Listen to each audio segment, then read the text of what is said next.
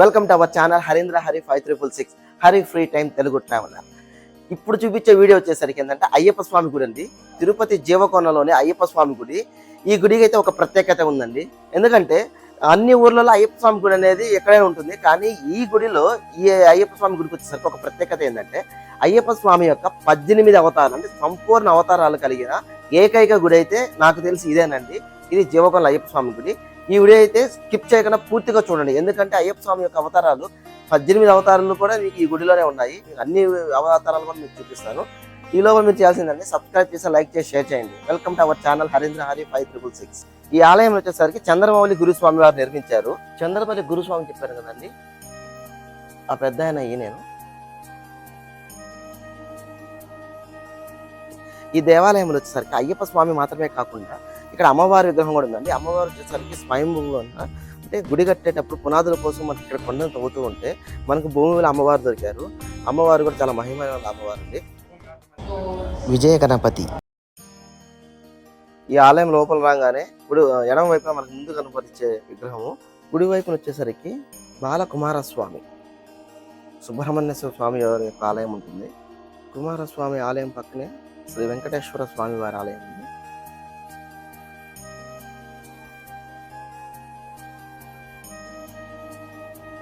గోడల మీద అయితే మనకి స్వామివారి యొక్క శరణ ఘోషాలు ఉన్నాయండి. పక్కన నమస్కార శ్లోకము. ఇక్కడ వచ్చేసరికి శ్రీ మహాశాస్త్ర వారి కావచ్చు, అంటే స్వామివారిలో వచ్చిన ఎవరైనా సరే మనకి ఇక్కడ ఏదైనా శరణ ఘోష వాటికి చెప్పాలన్నప్పుడు ఇబ్బంది పడకుండా డైరెక్ట్ గా మనకు అన్ని అయితే ఇక్కడ రాస్తున్నారండి. చాలా అద్భుతంగా ఉన్నాయి. శ్రీ అయ్యనారప్ప శాస్త్ర,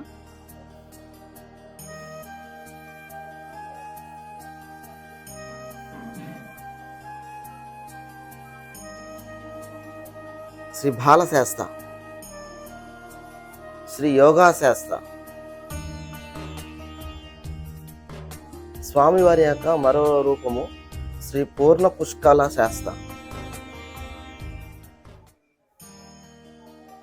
శ్రీ సంతాన దయాక గోప్తృ శాస్త్ర,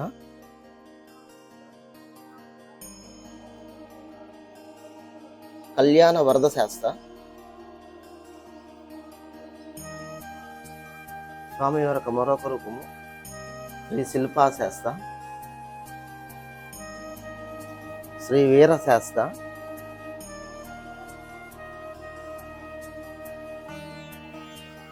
శ్రీ కళాశాస్త్ర. స్వామివారి యొక్క మరొక రూపము సమ్మోహన శాస్త్ర, శ్రీ కిరాత శాస్త్ర, శ్రీ జ్ఞాన శాస్త్ర,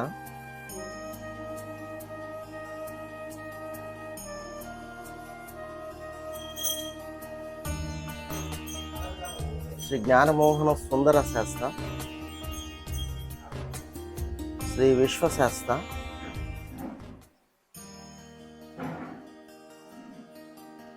శ్రీ ఘోషాస్పతి శాస్త్ర, శ్రీ అపూర్వ శాస్త్ర, అజారుడ శాస్త్ర. ఇప్పటి వరకు అయితే స్వామివారి యొక్క 17 రూపాలు చూపించాము. చివరగా 18వ రూపము. ఈ 18వ రూపం వచ్చేసరికి ఈ ఆలయంలోని గర్భగుడిలో ఉంది.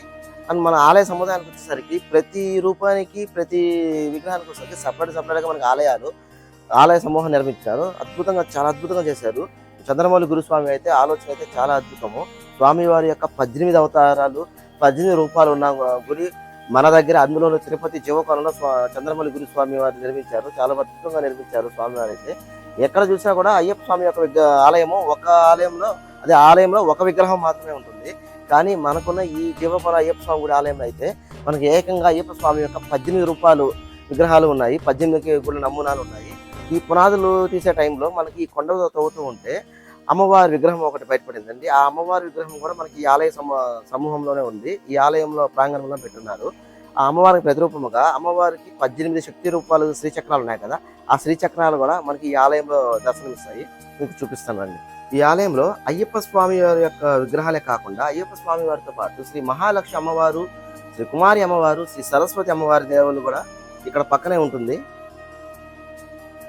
18 అష్టాదశ శక్తిపీఠాలకి సమూహంగా ఇక్కడ మనకి అష్టాదశ చక్రాలు కూడా నిర్మించని చెప్పాను కదండి, ఈ శ్రీ చక్రాలు.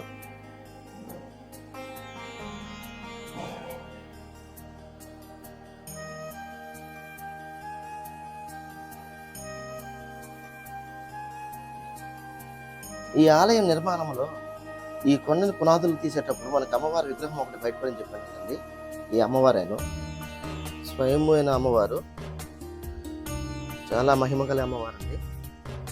ఈ అమ్మవారికి కానీ ప్రతి శుక్రవారం వచ్చి 18 ప్రదక్షిణ చేసి మొక్కున్నామంటే ఏ కోరికైనా కూడా ఖచ్చితంగా నెరవేరుతుంది.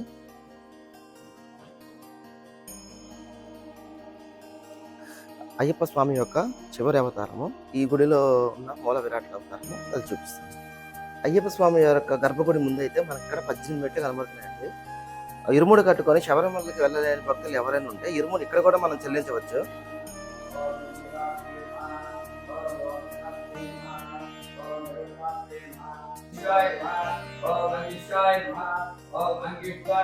స్వామి వారి యొక్క గర్భగుడిలోని విగ్రహం అండి.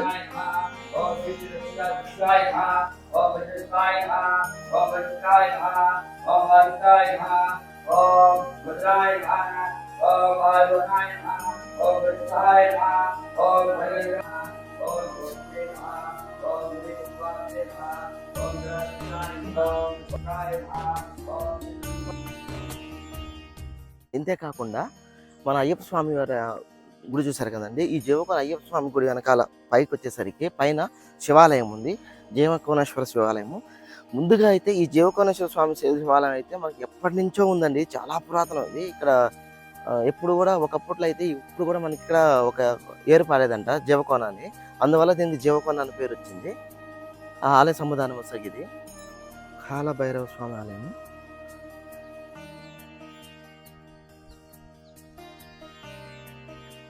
ఈ ఆలయం పక్కనే మనకు ఆంజనేయ స్వామి ఆలయం ఉంటుంది.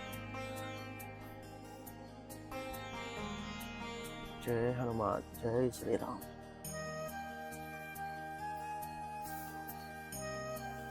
జీవకోన ఆలయం యొక్క ముందు భాగాన మనకు ఒక శివాలయం, ఒక శివలింగం ఉందండి. ఈ శివలింగం అయితే బ్రహ్మసూత్రం కలిగిన శివలింగము.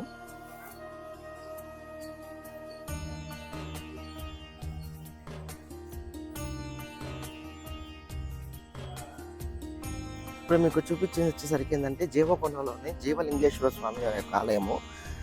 ఆలయము ప్రాంగణంలో కనరాగానే మనకి రైట్ సైడ్ వచ్చేసరికి అయ్యప్ప స్వామి యొక్క ఆలయం ఉంది. ఈ ఆలయం చరిత్ర వచ్చేసరికి ఏంటంటే, నాకు దేశంలో ఎక్కడా కూడా మనకి అయ్యప్ప స్వామి యొక్క 18 రూపాయలు అయితే లేవు. ఈ ఆలయంలో అయితే 18 రూపాయలతో మనకి అయ్యప్ప స్వామి యొక్క ఆలయం నిర్మించినారు. చాలా అద్భుతంగా ఉంది. కొంచెం పైకి వచ్చేసారంటే మనకి ఇక్కడ శివాలయం ఉంది. ఈ శివాలయం వచ్చేసరికి శివాలయం బ్యాక్ సైడ్నే మనకి ఇక్కడ జలపాతం ఒకటి వస్తుందండి. ఒకప్పుడు అయితే మనకి జలపాతం కంటిన్యూగా పడేదంట. ఇప్పుడైతే వానాకాలంలో మాత్రమే మనకి జలపాతం కంటిన్యూగా వస్తుంది. ఇది కాకుండా నార్మల్ టైంలో అనుకోండి, ఎక్కువ వాటర్ కాకుండా డ్రాప్స్ పడుతూనే ఉంటుంది. నేను మీకు చూపించాను కదా, అక్కడ శివలింగం మీద అయితే డ్రాప్స్ అనేది ఎప్పుడు పడుతూనే ఉంటుంది. ఇక్కడ నుంచి మనం పైకి వెళ్ళామంటే మనకి ఇక్కడ ఆంజనేయ స్వామి గుడి ఉందండి, కొంచెం కొండ మీద పైన. ఇక్కడ మన కొండల మీద మనం పైకి పోదాము. ఆలయం పైకి వచ్చేసిన తర్వాత మనకి కిందకు చూసారంటే వ్యూ అయితే చాలా అద్భుతంగా కనబడుతుంది కొండపై నుంచి కిందకి. Welcome to our channel Harindra Hari 5366 Hari free time Telugu traveller. Like చేయండి, షేర్ చేయండి, కామెంట్ చేయండి, ముందుగా సబ్స్క్రైబ్ కూడా చేయండి.